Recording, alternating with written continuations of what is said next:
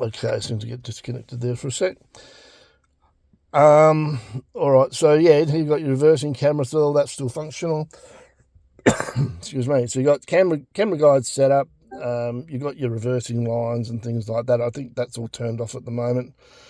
The audio place turned them off because if you adjust, let's say the fan here, for example, you get this come up, which is good because you want your temperatures and stuff like that, and you let it go, and then it goes back to that. But that was actually overlaying what you were just seeing on that previous screen, which is a little bit annoying.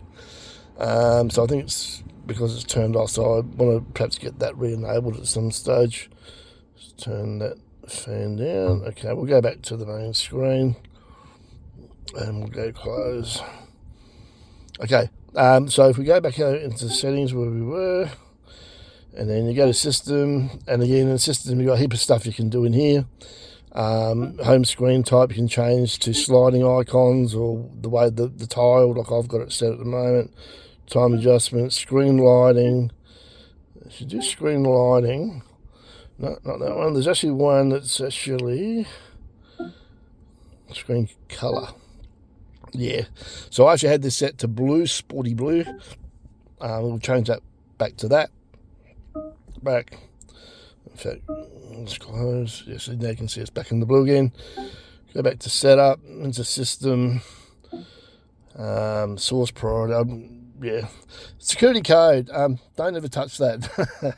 I actually, speaking to the guys at the audio place, they said that if you set a code in there and you forget it, the unit has to be sent back to Alpine for them to unlock it. And yeah, well, good luck with that. You just don't set one is a really great idea. I don't know what installation status and all that stuff is. I haven't really looked at it. Oh yeah, so it's something to do with what's connected, what's not. That's probably about it for that one. Yeah, so that's probably pretty much it. The audio, you're not going to really notice it. You're not going to really hear much. If I wait for that to come back and hit title. If we go to playlist, so yeah, I've actually hooked this up. So what I did was I actually got a subwoofer also fitted at the same time as this unit. So it's a 10-inch Kenwood and it sits in the boot. The VF HSVs come with both sound speakers anyway, which obviously are pretty good in my opinion. But there was a head unit that kind of let it down. But now this head unit actually has a built-in amplifier. And then, of course, then I got the sub in the back. So much more, the sound's just so much clearer, especially with being able to play lossless files as well rather than MP3s. So it's like night and day when it comes to the sound that I get out of this. If we go to, I'm trying to play something on here, but I don't think, you're not going to get it over the internet anyway. There is, probably this one. Yeah, so if we turn that up a bit, guys, I hope that gives you a bit of an idea as to the sound system. One probably last thing is that if we go, I believe, if we hold this button in, I don't think it's going to do it. Okay, I'll have to read. I did actually get a little manual that they gave me a moment back. Excuse me, the second time, and you can actually go into vehicle settings. So like you had with the mylink, you can actually go into vehicle settings where you can set your auto door locks, your also, well, whatever you had before, basically in your vehicle settings with the mylink is pretty much still there. They gave me a manual, which is this one. So this is for the so it's for the Air Pro. If you can get a hold of one of these, you get the unit, get this manual. But in here, there's a lot of it's having a flick through. A lot of it's to do with installation. But then if we go to here, we got configuration. You got vehicle settings in here. Vehicle settings adjusted via the menu. And you got, what do you got there? Yeah, that's pretty cool. So if we, all vehicle now available through the aftermarket head unit. But how to get there? Yeah.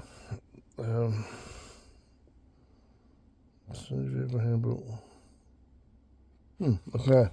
I thought it was in there because the guy showed me the other day as to, he said, oh, you can go into your vehicle. He said you can go into your vehicle menu. And so, yeah, but as you can see in the book there, all those settings are in there. So I'm going to go in and have a play around with those later on as well. But, yeah, that's pretty much it, I guess. It gives you a bit of an idea anyway as to these units, what they're like, and features and so on that's available for them. Oh, just one other thing. I forgot. I've actually made a couple of these videos, like I said. So this one I forgot to show you. So in the top, if we go to that, okay. So then this actually takes you to this screen here where you've got things like, shows you in the middle, obviously, battery voltage. And then on the left, you've got your fader and your balance at the top. We can change things in there, turn subwoofer on or off. And if we go back, yeah, so then if you go into, now, on here, so down the bottom, you've got tone adjust. So I couldn't find the subwoofer. They said, well, you can actually change the subwoofer's got its own control, but it's a bit clunky. You don't want that in the front of the car. So they've tucked it away in the back with the sub, and they've just preset it for me. But they said, we set up so you can control it through the head unit. So I had it set like this, or actually I had it set like this. So there's my subwoofer, and I can change the level settings in there. But like, where's my tone and treble? I couldn't find it. And I was like, well, I'd like a bit more tone. And because I took it back to the shop. So if I click here.